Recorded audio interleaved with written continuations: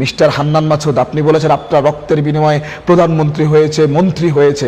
আপনাকে বলে দিতে চাই, আপনি জেনে রাখুন, আপনার রক্তের বিনিময়ে হয়েছে বিএনপির 450 জনের অধিক নেতাকর্মী শহীদ হয়েছেন, ছাত্রদলের 142 জনের বেশি নেতাকর্মী শহীদ হয়েছেন। আর এই ছাত্র জনতার গণ অভ্যুত্থান আপনি একা করেন না, এটা 17 বছরের রাজনৈতিক তিলে তিলে গড়ে তোলা সাধারণ মানুষ এবং সকল বিরোধী মতের দলের এটা একটা অধ্যায়, এটা একটা সফলতা, এটা আপনার একার সফলতা নয়।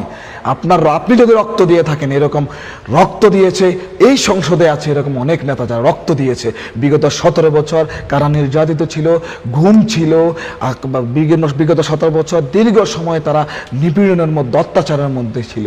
সুতরাং নিজেকে হাইলাইটস করার জন্য সংসদে আপনাকে পাঠানো হয় নাই, আপনাকে পাঠানো হয়েছে জনগণের কণ্ঠস্বর হওয়ার জন্য।